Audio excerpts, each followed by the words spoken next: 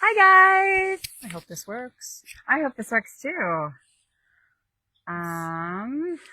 This is our first time using our pin-on microphones, so reduce background noise. Let's try that. So I hope you guys can hear us. Oh yeah, it's working. I can hear it. There we go.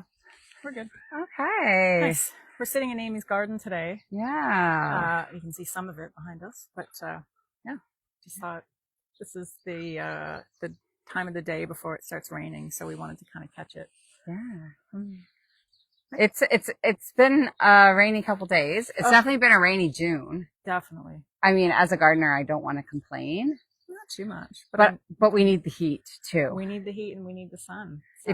If you reach over there, you can probably get a snack. There's a couple of radishes that are ready for picking. That's great. Yeah. So, welcome to my garden, guys. I feel like I could have like my own YouTube channel here or something. This is my new garden this year. We just built this one. It was my husband's project this spring. He had a lot of fun. My dog Kevin is at our feet here, and he has also had a lot of fun trying to wreak havoc on the garden. Yep. He was digging over here. Oh, I saw that yesterday. Oh, yesterday. Yeah, because I've been having a lot of headaches. Oh, I think I forgot to turn off Wi-Fi. Oh, let me just. Okay. There okay. We go. Sorry. I just wanted to turn off the Wi-Fi so that it's only going on LTE here. Sure. We got one viewer. Yay! Right. Gardening. All right. So today it's mostly going to be vegetable gardening because I think that's where a lot of people have a lot more questions about what you can grow and what you can't grow. And the zones of the zones. Yep. Let's start there. What zone are we? Well, your zone is different from my zone. So this is probably zone 5. 5B. Yep. And I'm like 5B6. Really? Yeah, I'm a 6 zone because I'm also down in a valley, right? So as soon as I come down to my property, it kind of dips into this valley scenario. And then I get this microclimate. So you're a lot more elevated than I currently am. Right. But if you go to the shore, then you definitely get like some 5A-ish kind of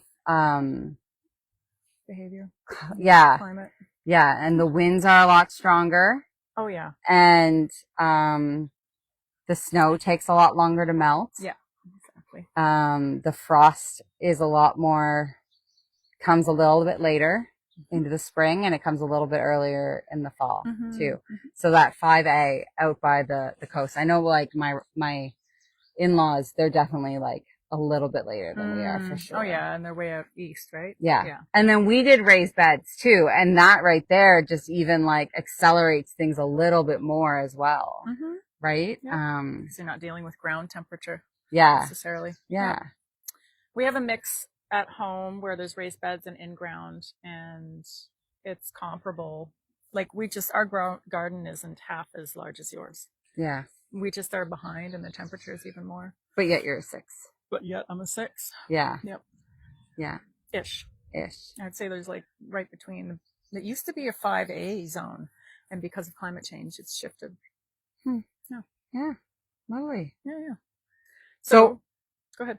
Oh, I was going to say, what's your main crop that you grow? Garlic and potatoes, carrots and onions, and squash, things that we can preserve well in a cold room over the winter. Lots of tomatoes because we will blanch and sauce and all of that. But typically this year we're going for more things that we can preserve really well and for a long spell and kind of overwinter nicely. So that's like mostly. Winter squash then. We're doing winter squash. I have 1 or 2 zucchini plants, but historically, like anything that I've grown that was more summer type of eating fresh food, I've blanched and frozen. So last year, 2 years ago, when we had our garden in Stratford, we were having zucchinis like this big, and we'd have to chop them up and blanch them. And so we're not doing so much of that this year.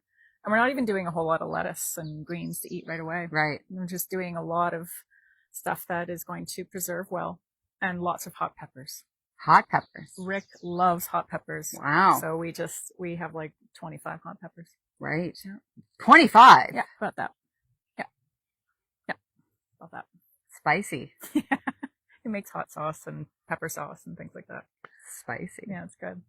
Yeah, so that's kind of what we're doing. And it means that, and we have garlic, of course, from last fall, and I'll probably do more garlic this fall, of course. But yeah, just stuff that we could preserve well. Sweet. A lot of asparagus, tomatoes, a lot of strawberries too, just some fresh stuff as well, but mostly preserve. And where do you get most of like your seeds and that stuff from? Oh, well, we did a lot of seed buying from Revival Seeds out of Nova Scotia. Okay. And they're like heirloom. Yeah. Organic, really good quality, great germination rates. And we got some specific things from there, but a lot of seeds I've saved as well for the last year or so. Some seeds, like my germination rate after like 2 years of seed saving isn't great. Yeah. But this year we'll do a lot of seed saving for squashes and things like that. But yeah, mostly Revival Seeds, and then a bit of here on island as well, like Mackenzie's or Bessie's. Yeah. How about you? Well, I am I just hit the microphone. Sorry, guys. Hit the microwave. Hit the microwave. We have a question. Hi, Bernadette. We are talking about vegetable gardening mostly. Mm-hmm. And we will talk a little bit about flowers too, because I like flowers.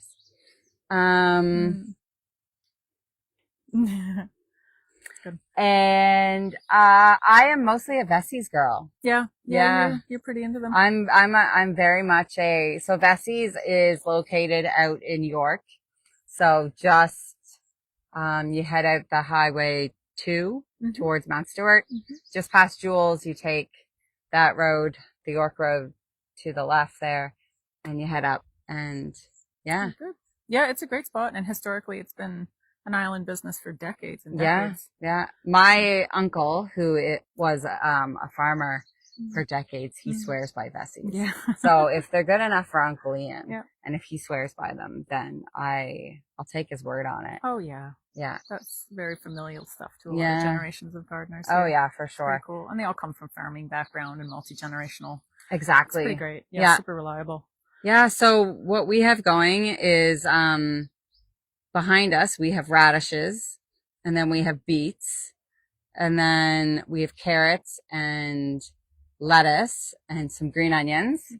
And then over here behind me, I have dill and what do I have? Dill, Swiss chard. We're trying bok choy this year. Oh yeah. I just planted bok choy last night. Yeah. It didn't have great germination, but but Kevin also walked through the garden. Yes. Yeah. That'll do it. I plant a lot of sugar snap peas,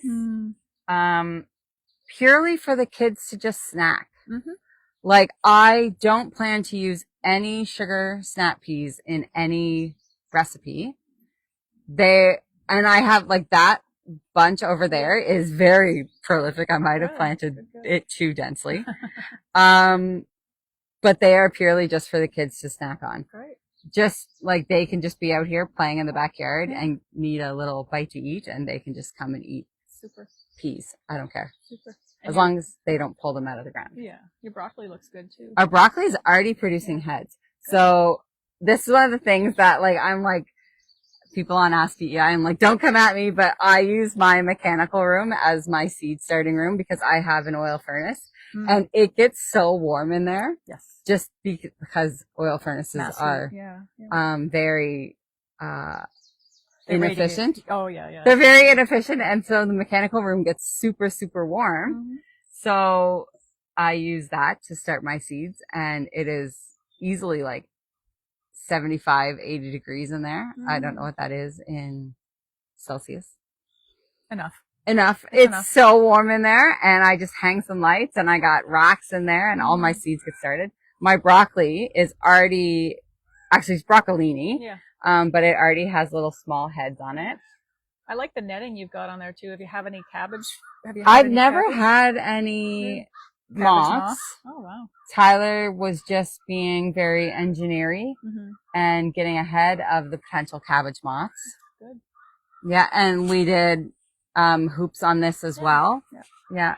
Smart. Yeah, he was getting very engineering. And then we do a lot of sauce. Mm-hmm. So we have, I don't even know, like 24 tomato plants. Yep. Yep. And the zucchini will go in it, and the peppers will go in it, Mm-hmm.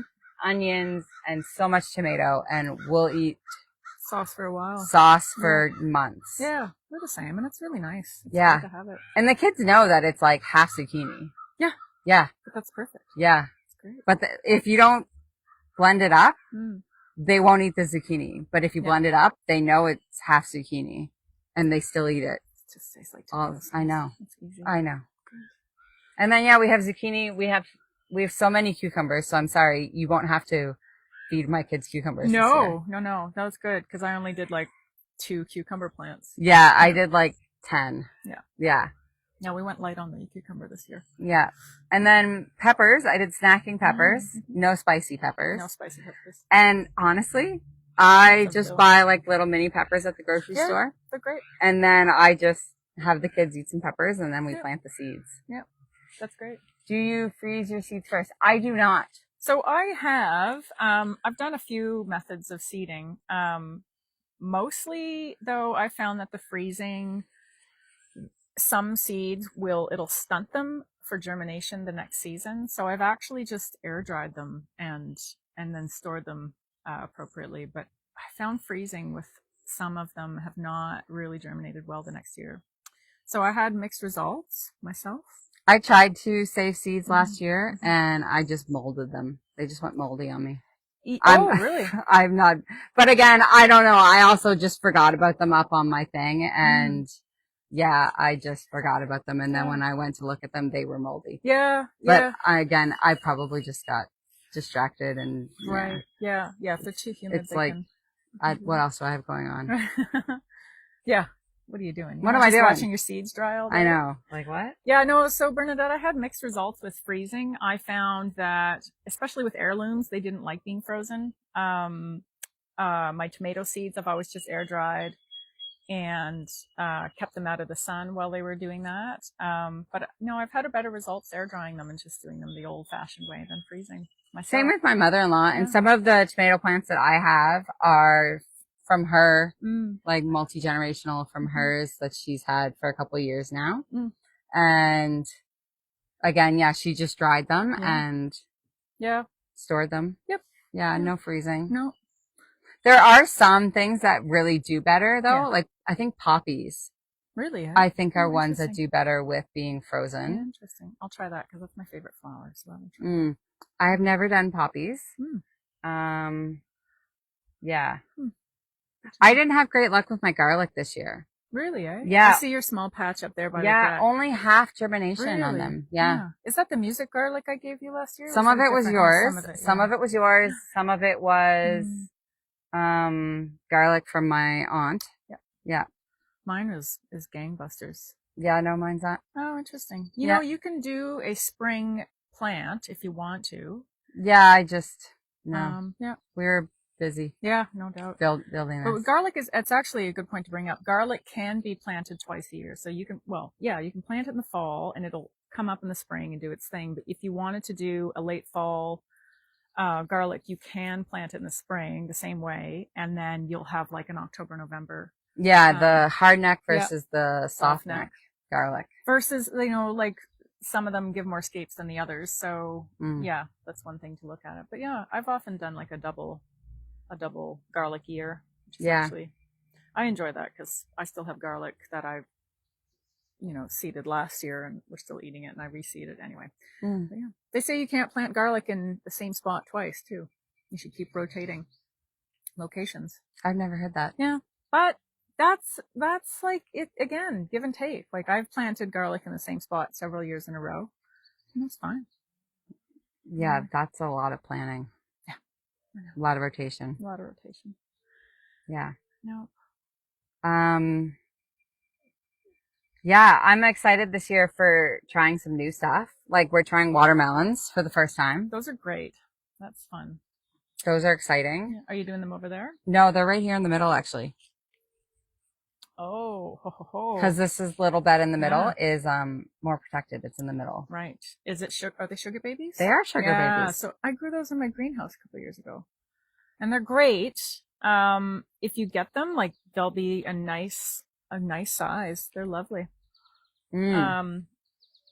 And I found when I grew them in the greenhouse, I grew cantaloupe and watermelon, and I found that I didn't have the same kind of pest control in the greenhouse that I Okay. did outside. Well, it's a more controlled environment. Well, this is it. Yeah. Yeah. Do you find that you have a lot of potato bug issues when you grow your potatoes? No, I've never had potato bug issues. No, I really haven't. And I've very rarely had worms, the worms that get into the root of squash or in cucumber. What are they called? I can't remember. The cutworms? Cutworms, yeah. I've done the garlic before and also planted beside them chives, and they did very well. Absolutely, Bernadette. Yeah. Chives, anything oniony goes really well with carrots as well. So you can do carrots and garlic together. Those are really good companions, and a lot of pest control with onions and garlic with other plants is a good. Yep. Yeah. Yeah, that's true. So when I came in, you were talking about areas that bloom, longer winter, etc. Yeah. That's right. Yeah. No, but I found, what was your question? Potato bugs. Potato bug. Nope. Squash bugs? Very rarely. Yeah. Very rarely. Again, it'll be different in this climate. This is the first year we've really given a go to the garden, but it's not where I want it to be. So we'll see. We'll see. I think next year will be a different setup. No, squash bug and those things I've had very little problem with. My big contender is slugs. Always. Oh, okay. Yeah, slugs are the big ones. I found in Stratford when I was living there, squash were the big contenders more than anything else. And then the Japanese beetle came in. But we don't have the Japanese beetle out where I'm at now. Okay. No, we don't have those. So we don't have to deal with those. And slugs are not as rampant as they used to be. Where we are. I dug up my lily bulbs this year and I just tossed them because they were just completely infested with lily beetles. Oh, really? Yeah. Jeez, get rid of them. Yeah. I was like, I'm not even going to bother fighting them this year. No, they love them. Yeah. Like they would even just like decimate the flowers. Yeah. Brutal. Yeah. So Brutal. I dug them up and I tossed them. Yeah. Apparently, even if you send them to someone else, like they travel with the bulb. Oh, absolutely. So they could have come too with like wherever you bought them from. They could have already been dormant. Yeah, I don't know. So I dug those up this year. So that is something that's very prevalent here, especially in town, is the lily beetle. Yeah. It's the little red one. I had when Andy was a baby, I had him well trained at our old house to like squash the lily beetles. Oh, that's so fun. Yeah, when he was like 2 years old, he used to just go through. It was great to like, because one of the things that you have to teach babies and kids is the pincher grip. Oh, yeah. So things that I trained Andy on were blueberry picking, for the pincher grip, and then lily beetle picking. Oh, that's cute. And he used to go out there and he used to pick the beetles and so smash them on rocks. It was great. Yeah. Wow. True island boy. Yeah. Well, he wasn't an island boy. No, not then. Yeah. You know what? The other thing, sorry to interrupt, the other thing I'm growing lots of this year is I'm trying my hand at haskap berries. Oh, yeah. Over blueberries. Because they're a lot more native to PEI. Okay. But they're also more prolific. They're more prolific and they have less disease issues. So I'm trying haskap. They're only their first full year because I planted them last fall. So it'll be interesting to see how they do. My dad grows haskap berries and he really likes them. Yeah. Yeah. Yeah. No, they can get, and the bushes can get big too. Yeah. It depends on the variety. Yeah. I have 3 blueberry bushes back there. Oh, yeah, that's right. Yeah. They look good. You're getting some flowers. They've already flowered and blossomed. Yeah. One I had to replace. I had to add a 3rd bush because one bush Kevin tried to eat over winter, and so it wasn't going to blossom this year. So that meant that I wouldn't get any blueberries. Right. So I bought a 3rd bush so that the 2nd bush that Kevin didn't eat could pollinate with this 3rd bush. So I will have some blueberries. Great. It looks like they're doing decently well. Yeah. That's the thing with blueberries is that you need at least 2 of Mhm. different varieties. Mm-hmm. This I've read about Haskap as well. Okay, so you do Apparently. need that with Haskap as well. Apparently, yeah. Fruits are just something that I'm starting to get into. Are they flavored like berries? Oh yeah, and Bernadette, Japanese beetles are horrible. There's a plane going above us. Of course. Oh, that's the Quarter. And I live under the air flight, the secondary airway, not the main one. And of course, like there's only like one flight every like 5 days that actually goes over my house. So of course it would happen like right now. when we're doing a video in the backyard. Kind of fun, though. It would. That's when it would happen. Are they flavored like blueberries? Yeah, Haskap is like somewhere between a grape and a blueberry. It's really nice. It is. Yeah, and they're an odd shape. They're almost more of an oval shape, oblong like than a round. yeah. Yeah, and they can be quite big. Like I've seen some that were almost an inch big, and sometimes they're a centimeter. There are some places that are like Haskap picking. Yeah, like farms. Yeah, there's one up by Fortune. Yep. Up in Fortune, like and a really big one. And I think they're the farm that actually supply Van Kampen's greenhouse with their bags of Haskap. Oh, I have one of those bags. Yeah. I believe that's the same farm. I could be wrong. But yeah, no, it's Haskaps took off here over blueberries. In fact, a lot of blueberry farms kind of converted to Haskap because they're so prolific and because they're hardier. And anyway, so it's kind of Haskap capital over here. Yeah. Mm. Yeah. Yeah. Now what else? Jeez. Yeah. I'm going to modify my garden. I think I'm going to spend most of my gardening season just like changing it. Not where I want it to be. So PEI is really great because our soil is very well draining. Yes. Yeah. So like where my house is, this like 15 years ago just used to be a potato field. So when it actually came to like digging in and like turning this into a garden space, it was very easy to do. Yeah, it's super because it literally used to be a massive field that was churned years ago. Yeah. For sure. And that's what most of all of this space really used, like if you think about it, like it was either a forest or a field. Yep. All of PEI. Yep. So, I think one thing that a lot of people think of when they come to PEI is potatoes. Yes. But we have had a number of clients who are like, I actually don't want to live next to a potato field. I know, and that's a tricky one. That is a tricky one. This kind of does come under it, but like farmers on PEI do spray, for their crops. They either spray or they fertilize. Sometimes. Or both. Yeah. Like the only way to actually control the potato bugs for PEI farmers is to spray. Yeah. But I do want to put it out there that there are very strict regulations about when farmers can spray their fields. Yeah, exactly. It comes down to the weather conditions, the wind conditions. The wind very specifically, like it has to be a time when there's like no wind. And it's often at like overnight that they're spraying too. Rather than in the morning. It's overnight so that things dissipate, and aren't as airborne in the morning. Yeah. And so potato farmers are often out at like in the middle of the night spraying.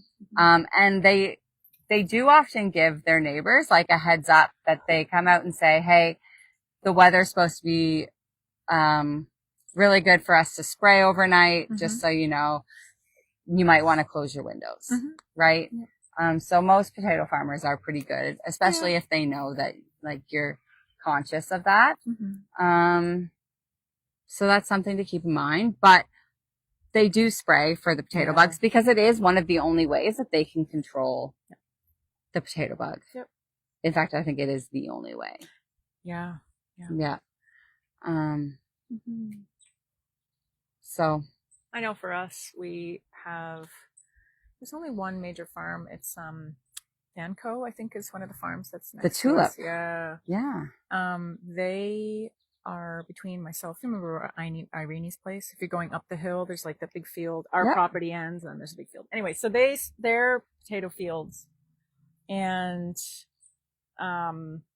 Yes, they do have potatoes as Yeah. well. Yeah. And what I've noticed is that out where I am, because we're in a valley that kind of dips in like this, the runoff, we're more susceptible to runoff in the Dunk River than spray effects.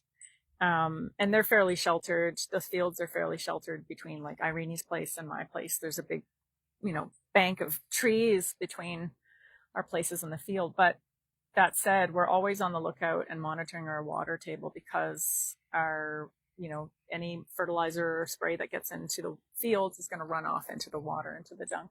Yeah. And I think that was the case for when I bought the property. One thing that you keep in mind, if you're near a place that is spraying, then keeping tabs on your water quality is good because that is going to affect your well water. Definitely. Yeah. Yeah. And so we've always kind of monitored that, and advised others who are going to be on a well and septic to do so if they're anywhere near fields. Well, and I think that's one of the reasons that the province started really doing and pushing for the free water testing. Yes. Exactly. And making sure that people were actually testing their water. Absolutely. So. Yeah. Agreed. If you are on a well, like it is free for you to just pop by Access PEI, pick up the water testing bottles and the paper sheet, and it tells you how to test your water, and what the process is. And then you just drop it off, and it takes 10 days usually for your bacterial count to come back. It takes a little bit longer for the chemistry. Chemistry has to go off island as well, so they don't have the lab that will analyze that here. Yeah. So it takes a little bit longer, usually about 3 to 4 weeks, for the chemistry to come back. And then you just know that your water is good. Yeah. If you're in the process of buying a house that's on a well, that condition does fall to the seller to provide a clean water test. As we've mentioned that before. But yeah. I'm realizing that I'm really distracted out here by just like the world. Really? Yeah. There's like somebody's mowing their lawn. I don't know what the noise is over there. I'm like a squirrel. I'm like, doo-doo-doo.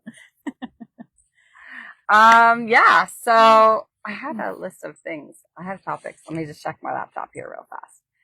My topic list. I think one of the things that, draws people here is the ability to have more space. Just the idea that like our properties, like sizes are so much bigger. Oh yeah. And the fact that you could have like a home garden. Yes. Yeah. Right? Yeah. We have a lot of like gardening centers here. One of my favorite places is Jules too. I really like Jules. I know. Yeah, they're lovely. Yeah, the garden center out there. I went there yesterday to pick up some flowers. I haven't been there in a while. I'd like to go back. Now that you reminded me. I should swing out there on my way home. I think I've been there like 4 times in the last month. 5 times. That's great. Yeah. And again, another homegrown business. Like it's another island born, garden center. Yeah. Kind of brought on by farmers and multi-generational. So yeah, we're lucky here to have all kinds of spaces to buy local stuff from. I will say too, on that note of gardening, is like our seasonality changes. This year we're finding that it's more of an El Nino seasonal pattern. So our growing season might be a little shorter than last year. Last year we had heat waves by this time of year and burn bans by the end of June. And this is very different. It's very cool. Yeah. Like it's not as in like neato. It's just cool. Yeah. Like you're wearing a long sleeve shirt. I am, and I'm jeans and I'm comfortable. So I think what you're going to notice if you're coming from an island or a place where, for example, even just Ontario, I remember living in Ontario and gardening there. The gardening season is much longer, well into the early spring and well into the year. You're going to have to adjust your expectations and do some research as to well, what you lost your tomatoes. I lost all my tomatoes due to a second frost. Yeah. And so there's some hit and misses. So if you're changing locations and you're moving to a different climate, do your research. Yeah. Well, I mean, we've seen the weather across the country this year. Like, where was it that got snow on like Victoria Day? Right? Like, Yeah. I feel like there's just been like late springs all around. Oh, it's true. Well, I was in Nova Scotia and I was with friends and family that were Calgary, Ontario, from Quebec, and all of them were saying the same thing. Yeah. It's very much cooler season, lots of rain. So, yeah. Yeah, I don't want to complain about the rain, No, it's good for us. but also bring on some heat, please. Yeah, I know. Yeah. Like, it's overcast right now. It looks like it's going to rain. It is going to rain. Okay. Yeah. That's why we're doing this now. Right. I feel like this is a Monday. It's my brain not braining. Yeah. We're a little bit scattered right now. That's okay. Yeah. Anything else on your notes about gardening? My computer keeps going to sleep. Mm. What to plant before you sell. Do you know what one of my favorite plants is? What to plant before you sell. Yeah. Okay. To up your curb appeal. Yeah. Like, let's talk about the front of the house. Yes. Do you know hostas? Like, go hosta crazy. Go hosta crazy. Daylilies, but not the like yellow, like, get the nice orange ones. Not even those ones. I like daylilies. Like, not like the Stella d'Or ones. Oh my God, you want to do another week? What? Not like the Stella d'Or daylilies or like the ditch daylilies. Oh, those are everywhere. I know. You want fancy lilies. I like fancy daylilies. Well, what can you do cheap? What can you do on a budget that's going to grow really fast that you can't kill? Hostas. I like plants that you can like get more plants from. Yes. So hostas and daylilies and like sedums. I have like 3 different colors of sedums. Sedum's good. You know, even things like lavender's good. Yeah. Throw some herbs in there. You know what one of my favorite things to plant is? The dappled willows. You love those. You have like 10 of them. Yeah, I know. They're gorgeous. Because you talk about things that bring like variety and texture and color, but grow fast. Oh yeah. They look like feathers. They do, and they're green, and yet they have that like white and pink thing, and so the dappled willows, if you're looking for something that's going to grow fast, like, and really add some texture, the dappled willows are kind of one of my favorites. Agreed. Grasses are really good too. Grasses are good. Now, here's the thing about grasses. I've learned that most grasses are not perennials here. Do you have perennial grasses? I do have some perennial grasses. Okay, well then. But pampas grass. Pampas. You'll have to tell that story now. Yeah, pampas grass is not a perennial. No, oftentimes it's not. No. Because it dies off. But that's interesting because my folks have a big garden in the front and they have like a big mound to turn into a grass garden. And they have giant pampas grass that comes back every year. But it could be a different type. It could be like elephant grass or something. All right. But like we just kind of lump it all together as a pampas grass. Yeah. Sunflowers are great if you want something tall and fun. Like put it up against something that you can, like your telephone pole over there. But that's just throwing a bit of jive in there. I like clematis. I'm trying to get clematis.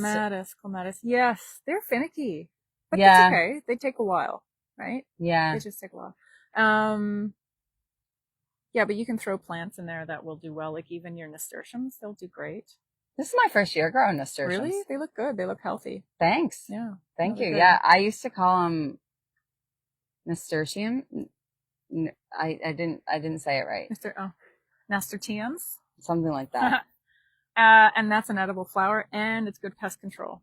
I also have some chamomile. Chamomile? That's good. Love clematis. Yeah, right. I have a couple different clematis. Yeah. They're special. But yeah, I like hostas, and I like different types of hostas. Me too. I have like 15 different hostas. Yeah. That's nice. Yeah. Yeah. So there's stuff that you can plant around your home that is going to just take off and create good curb appeal. Yeah. And I would say like keep it low maintenance and do your research on what grows fast and doesn't need a lot of babying. Yeah. I don't tend to baby a lot of stuff. No. What else? The thing that I like about, a lot of these things that we're saying is the Vessi's blowout. Yeah. which So, you still haven't made it to no, I haven't. in all the years that I've been telling you about it. No, I went last year. But I went really late and I didn't have cash with me, so I had to go get cash and come back. Yeah. So every season, spring and fall, you get the Vessies catalog, and then you can order the stuff. Coneflower. Yeah. And then, coneflowers. Yeah. Yes. Easy. And that's a great perennial. Yes. 100%. I have, Black-eyed Susans, like right in that family. Love yeah. it.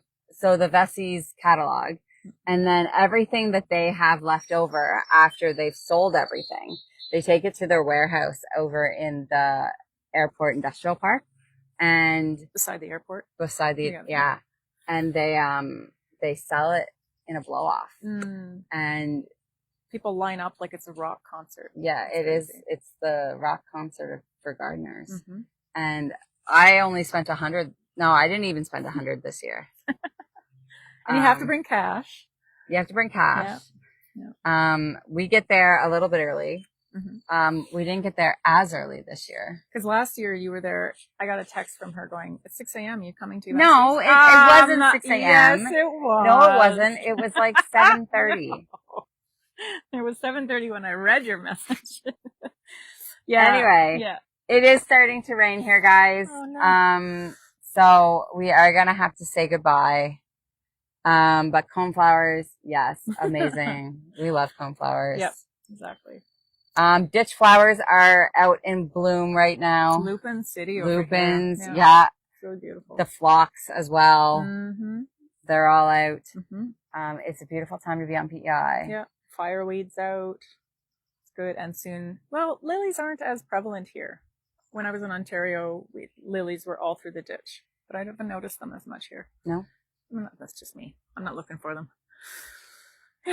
Anyway, listen, if you have gardening questions or climate questions about the island, I know we didn't get a whole lot into zoning details, but that's because we're 5 to 6. Yeah, we're 5 to 6. But if you are like thinking about going to an area of the island and you want to know what zone that is, we can help guide you to resources there. You can fire us a message, or hey, if you just want to come visit our garden, yeah, just come on in. Yeah, I'm here. Kevin will Be hi. here. He'll bring you a mouthful of wood chips. He will. You think? Sorry. What? Interesting question. Yeah. I noticed you have straw as a mulch. Yes. Now, how do you find straw as a mulch? What are you mulching? What's your purpose for using straw? It makes it easy to find the weeds. Okay. How is it for moisture retention? Oh, I think it's good, but we also have drip. You do? Yeah, so it's really wet. Good. Kevin, don't drink that. Oh, you're such a dum-dum. Come here, Bubba. Just drinking like rain water with worm castings in it. What is on your butt? Such a goof. I noticed that when I came in. All right, guys, we're gonna we can sit here and just chat away for hours. Be weird. Yeah. Yeah. Yes. Thanks for joining. I think I'm tired. I'm tired too. Yeah. And like I said, I feel like it's a Monday and I really haven't woken up from the weekend. I just had a crazy week as well. So it's the weekend already. What day is this? Friday? Yeah, it's Friday. What's a weekend? I don't know. Yeah. The kids are off school now. Right, so every day is a holiday. Yeah. For them anyway. For them. Yeah. All right, we should go before my laptop gets rained on. Okay.